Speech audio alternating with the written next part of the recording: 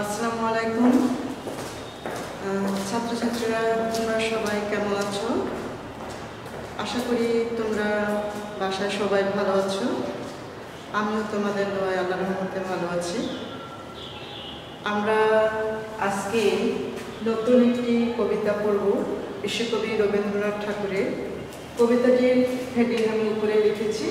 কবিতাটির নাম হচ্ছে সোনার তরী। আমরা তাহলে তরী শব্দটির অর্থ দিই। তরী শব্দের অর্থ হচ্ছে নৌকা।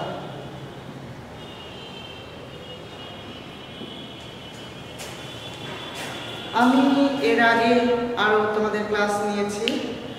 আমরা প্রথমেই লেখক পরিচিতি পড়ি। আজকেও আমরা সোনার তরী কবিতার লেখক পরিচিতি প্রথমেই জানব। আমরা রবীন্দ্রনাথ ঠাকুর সম্পর্কে জানব। রবীন্দ্রনাথ ঠাকুর আসলে কে, উনি কীভাবে বিশ্বকবি সবার মাঝে পরিচিত হয়েছেন তার সম্পর্কে আমরা জানব। উনি যদি বিশ্ববিখ্যাত না হতেন, আজকে উনি বিশ্বকবি হিসেবে সবার দরবারে পরিচিতি পেতেন না, যার কারণে হয়তো আমরা তাকে আমাদের এই সমাজে, আমরা এই পৃথিবীতে আমরা তাকে বিশ্বকবি বিশ্ব সারা বিশ্বের, সারা ওয়ার্ল্ড, এই পৃথিবী বিশ্বকবি বলেই আমরা তাকে জানি। আমি এর আগেও এখানে 6 করেছি লেখক পরিচিতি জানার জন্য। এটাকে বলা হয়, আমি চিত্রটা লিখে দিই, মাইন্ড ম্যাপিং পদ্ধতি। মাইন্ড ম্যাপিং পদ্ধতি। ছাত্রছাত্রীরা, তোমরা যদি এই পদ্ধতিতে পড়াশোনা করো, আমি মনে করি তোমরা অনেক উপকৃত হবে। আমি আজকেও বলবো, তোমরা যখন ক্লাসটি দেখবে, তোমরা সামনে অবশ্যই খাতা কলম নিয়ে বসবে। খাতা ছাড়া কিন্তু ক্লাসটা করা সম্ভব না। যেহেতু লেখক পরিচিতি সম্পর্কে আমরা আজকে জানব। লেখক পরিচিতি বলতে এখানে লেখকের জন্ম, মৃত্যু, বিখ্যাত গল্প, উপন্যাস, নাটক, প্রবন্ধ, এগুলো হচ্ছে আমাদের বেসিক বিষয়। এই বিষয়গুলো সম্পর্কে যদি আমরা না জানি, তাহলে আমরা আজকে ইন্টারমিডিয়েট করতেছি। ইন্টারমিডিয়েট পাস করার পর হয়তো আমরা ইউনিভার্সিটিতে পরীক্ষা দিব, এরপর আমরা চাকরির জন্য পরীক্ষা দিব। আমরা কিন্তু মানুষ, আর সর্বপ্রতি আমাদের পড়াশোনা করতে হলে একটু ডিপলি জানতে হয়। আর আল্লাহ তাআলা সবারই কিন্তু মস্তিষ্ক দিয়েছে, কিন্তু এই মাথায় হয়তো সব কিছু রাখার মতো সবার ক্ষমতা হয় না। এজন্য বেসিকটা আমাদের ঠিক করে রাখতে হয়। আমরা কেউ আজকে এত দূরে আসি না। আজকে তোমরা ইন্টারমিডিয়েট করতেছো, অবশ্যই তোমরা প্রথমে অ, আ, হ্রস্ব, দীর্ঘ এগুলো পড়েছো, ক, খ। তোমাদের যদি বেসিক ভালো না হয়, তুমি কখনোই ভালো করতে পারবা না। তো এজন্য কি করতে হবে, মনোযোগ সহকারে আমাকে ক্লাস লেকচারগুলো শুনতে হবে। আজকে হয়তো আমরা ক্লাসে একসঙ্গে করতে পারতাম তোমাদের নিয়ে, কিন্তু আসলে এই ভাইরাসের কারণে আমরা তোমাদের সাথে মিট হতে পারছি না। তো আশা করি এই ক্লাসটি তোমরা বাসায় যদি থাকো, যে যেখানেই থাকো, আমার প্রিয় ছাত্রছাত্রীরা, ক্লাসটি খুব মনোযোগ সহকারে তোমরা দেখার চেষ্টা করবে। আমি তাহলে রবীন্দ্রনাথ ঠাকুরের জন্মস্থান লিখেছি। রবীন্দ্রনাথ ঠাকুরের জন্ম হচ্ছে, ফার্স্ট লিখেছি, রবীন্দ্রনাথ ঠাকুরের জন্ম হচ্ছে 1861 খ্রিস্টাব্দে 7ই মে। আমরা এটাও জানি, আমরা রবীন্দ্রনাথ ঠাকুর সম্পর্কে আমার মনে হয় আমরা 1 থেকে কবিতা পড়ে আসছি। তার একটি বিখ্যাত কবিতা যেমন ছিল, আমাদের ছোট নদী চলে বাঁকে বাঁকে, বৈশাখ মাসে তার হাঁটু জল থাকে। তো উনি কোথায় জন্মগ্রহণ করেছেন আশা করি ছাত্রছাত্রী তোমরা এটাও জানো। তো আমি আবারও বলতে চাই যে আমাদের বিশ্বকবি রবীন্দ্রনাথ ঠাকুর কলকাতার জোড়াসাঁকোর ঠাকুর পরিবারে জন্মগ্রহণ করেছেন। এখানে ঠাকুর নাম, তার নামের পিছনে ঠাকুর দেয়া হয়েছে। তাহলে আমরা জানবো যে তার পরিবারের সবাই হয়তো ঠাকুর নামে পরিচিত, যার কারণে তার নামের শেষে আমরা ঠাকুর পেয়েছি। আমরা মাথায় রাখবো আমাদের এই বিশ্বকবি রবীন্দ্রনাথ ঠাকুর জন্মগ্রহণ করেছেন 1861 খ্রিস্টাব্দে 7ই মে। এরপর আমরা তার মৃত্যুর সালটা লিখেছি। তার মৃত্যুর সাল হচ্ছে 1941 খ্রিস্টাব্দে 7ই আগস্ট। এবারে তাহলে আমরা তার পিতার নাম জানি, মানে তার বাবার নাম। তার বাবার নাম হচ্ছে মহর্ষি দেবেন্দ্রনাথ ঠাকুর, এবং এরপরে আমি লিখেছি তার বিশ্বকবি রবীন্দ্রনাথ ঠাকুরের মায়ের নাম। তার মায়ের নাম হচ্ছে সারদা দেবী। এবারে আমরা আসি তার পিতামহের নাম। পিতামহ মানে দাদা যাকে বলে, তার পিতামহ হচ্ছে প্রিন্স দ্বারকানাথ ঠাকুর। প্রিন্স দ্বারকানাথ ঠাকুর, আমি এখানে দ্বারকানাথ যে শব্দটি লিখেছি, এই দ্বারকানাথ বারটি তোমরা মাথায় রাখবে, বারবারটা খাতার মধ্যে তোমরা লিখবে। এবং রবীন্দ্রনাথ ঠাকুরের নাম কিন্তু আমরা দেখেছি যে তার ছদ্মনাম। ছদ্মনাম বলতে আমার নাম যেমন হচ্ছে মোশারফা, হয়তো আমি যে কাজে পারদর্শী বেশি, সবাই আমাকে বাসায় বলেন, বা সবাই এরকম একটি ছদ্মনাম থাকে। তো রবীন্দ্রনাথ ঠাকুরের কিন্তু আছে কি ছদ্মনাম। তার ছদ্মনাম হচ্ছে, এখানে বিভিন্ন নামে তাকে আমরা জানি। প্রথম আমরা কিন্তু ভানু সিংহ ঠাকুর লিখেছি প্রথমে যে নামটি। এই ভানু সিংহ ঠাকুর এটা কিন্তু প্রায় পরীক্ষায় আসে যে রবীন্দ্রনাথ ঠাকুরের ছদ্মনাম কি, ভর্তি পরীক্ষাগুলোতে বা চাকরির পরীক্ষায় আসে। তো আমরা এর উত্তর পেয়ে যাই কি ভানু সিংহ ঠাকুর। আর তার আরও একটি নাম আছে, সেটা হচ্ছে শ্রীমতী কনিষ্ঠা। আমরা তার ছদ্মনাম আসলে আমরা 9টি বইয়ের মধ্যে আছে। তোমরা যখন বই ভালো করে পড়বে, আমিও অত লিখতে যাইনি, আমি মাত্র 2টি নাম সংক্ষিপ্ত করে লিখেছি। আমাদের এই রবীন্দ্রনাথ ঠাকুরকে কিন্তু ছোট গল্পের জনকও বলা হয়। তিনি বিভিন্ন ছোট গল্প লিখেছেন, যেমন ছোট প্রাণ, ছোট ব্যথা, ছোট ছোট দুঃখ কথা, নিতান্তই সহজ সরল। এই যে তার ছোট গল্প সম্পর্কে যে কথাগুলো, তো সহস্র, এই যে আমরা যদি জানি তাহলে আর বলতে পারবো। তো এখানে তিনি 1200, আমি এখানে লিখেছি 1284 বঙ্গাব্দে তিনি একটি বিখ্যাত গল্প লেখেন। এই গল্পটির নাম হচ্ছে কি ভিখারিণী। এই ভিখারিণী গল্প হচ্ছে তিনি অন্যতম লেখক। আর আমাদের এই রবীন্দ্রনাথ ঠাকুরের সর্বশেষ যে গল্পটি লিখেছেন, সে সর্বশেষ গল্পটির নাম হচ্ছে মুসলমানের গল্প। এটি তোমরা মাথায় রাখবে। আমরা তার উপন্যাসগুলো জেনে নিই। আমি এখানে তার বিখ্যাত কয়েকটি উপন্যাস লিখেছি। সেগুলো হচ্ছে চোখের বালি, গোড়া, ঘরে বাইরে যোগাযোগ। আমরা যদি চোখের বালি উপন্যাসটি পড়ি রবীন্দ্রনাথ ঠাকুরের, তাহলে কিন্তু আমরা এখানে বেশ কয়েকটি চরিত্র দেখতে পাবো। আশা, বিনোদিনী, মহিম। ঠিক আছে, তোমরা এই চোখের বালি উপন্যাসটি বাসায় খুব ভালো করে পড়বে।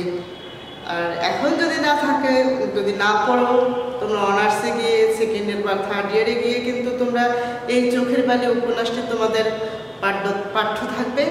আসলে এটি হচ্ছে সংসার বিষয়ে। আমরা যখন সংসার করি, কেউ কারো চক্ষুশীল হয়ে যায়, সেই বিষয়গুলো সম্পর্কে খুব সুন্দর করে বর্ণনা আছে। তুমি এই উপন্যাসটি আশা করি বাসায় তোমরা খুব ভালো করে পড়বে। আমাদের রবীন্দ্রনাথ ঠাকুরের কয়েকটি বিখ্যাত নাটক আছে। সেই নাটকগুলো হচ্ছে রাজা, অচলায়তন, ডাকঘর, রক্ত করবী। এগুলো তোমরা মাথায় রাখবে। আর রবীন্দ্রনাথ ঠাকুরের কিছু ভ্রমণ কাহিনী আছে। সেগুলো হচ্ছে কি জাপান যাত্রী, রাশিয়ার চিঠি। আমরা এগুলো তোমরা খুব ভালোভাবে মাথায় রাখবা। এরপর আমরা জানি তিনি নোবেল পুরস্কার লাভ করেছেন। তিনি যে বিখ্যাত গ্রন্থলিখা উপন্যাস লাভ করেছেন সেটার নাম হচ্ছে 1913 খ্রিস্টাব্দে, আমি এখানে লিখেছি, নোবেল লাভ করেছেন তিনি সং অফ অফারিংস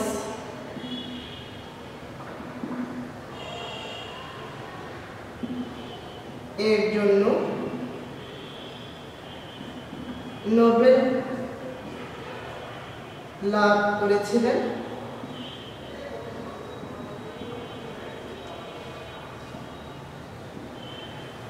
আসলে রবীন্দ্রনাথ ঠাকুরের সম্পর্কে আমি যদি আরো একটু ব্যাপকভাবে বলি, আমাদের এই রবীন্দ্রনাথ ঠাকুর আসলে জমিদার বংশে জন্মগ্রহণ করেছেন।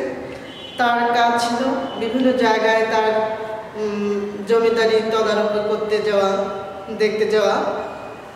তো আমাদের এই রবীন্দ্রনাথ ঠাকুর কিন্তু বিভিন্ন স্কুলে পড়াশোনা করেছেন। আমরা এটা জানি, ভালো ভালো স্কুলে উনি পড়াশোনা করেছেন। আর 17 বছর বয়সে কিন্তু উনি ব্যারিস্টারি পড়ার জন্য বাইরে গিয়েছেন, কিন্তু সেখানে তিনি ততটা তার সম্পর্কে শিক্ষা লাভ করতে পারেননি।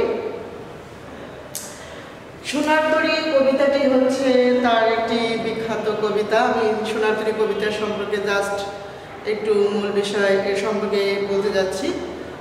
সোনার তরী কবিতার প্রথম লাইনে বলা আছে যে, গগনে গরজে মেঘ ঘন বরষা, কুলে একা বসে আছি নাহি ভরসা।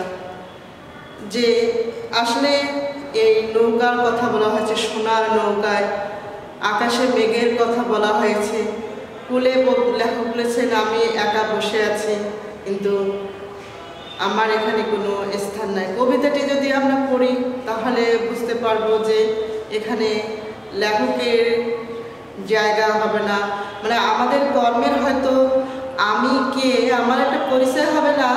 আমি হয়তো এই দুনিয়ায় দুদিনের জন্য থাকবো, এই মায়ার দুনিয়ায়, কিন্তু আসলে আমি এই পৃথিবীতে কি রেখে যাব, কি করেছি, সেটা নিয়ে হয়তো আমাকে মানুষ জানবে, আমাকে মূল্যায়ন করবে। এই যে রবীন্দ্রনাথ ঠাকুর, উনি কিন্তু এই পৃথিবীতে বিশ্বকবি নামে পরিচিত। উনি দেখেন আজকে উনি কি করেছেন, কবিতা লিখেছেন, এই সোনার তরী কবিতা।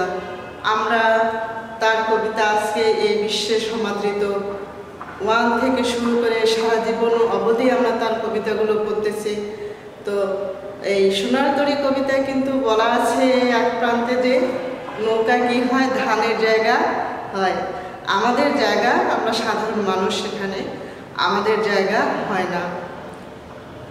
ধান জায়গা হয়, আমাদের জায়গা হয় না।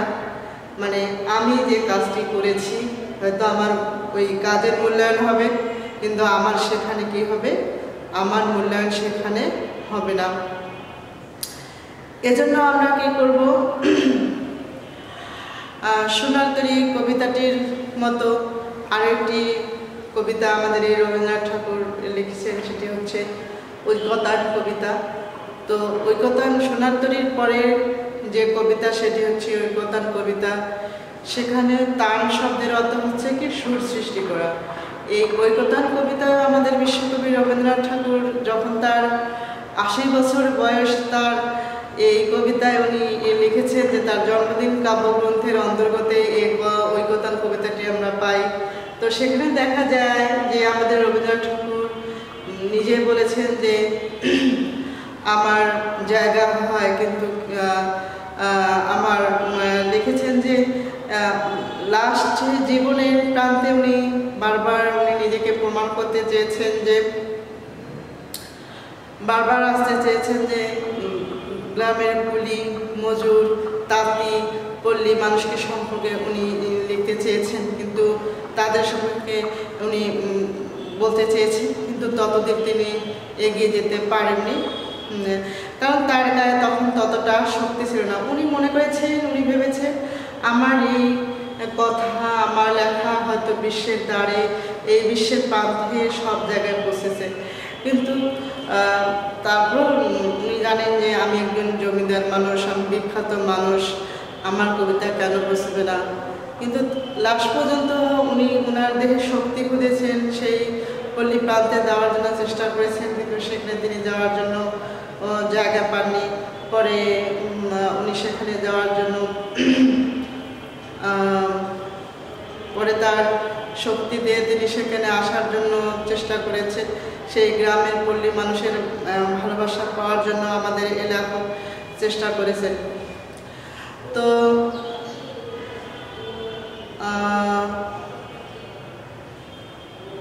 তোমরা সোনার তরী কবিতাটি আমরা আগামী ক্লাসে খুব ভালো করে পড়ব। আশা করি তোমরা রেগুলারে পড়াশোনা করবে, বাসায় খুব মনোযোগ সহকারে পড়বে। সোনার তরী যেমন এখানে একটি বিখ্যাত কবিতা, আমি মনে করি ঐকতান কবিতাটিও এখানে হচ্ছে একটি বিখ্যাত কবিতা। তো সোনার তরী এবং ঐকতান এই কবিতা দুটিকে পাশাপাশি অবস্থান করেছে। আমি সোনার তরী কবিতার আমি তাহলে এখানে একটু মুছে দেই। দুটি বিখ্যাত লাইন এখানে লিখি। গগনে গরজে মেঘ, ঘন বর্ষা, কুলে একা বসে আছি, নাহি ভরসা।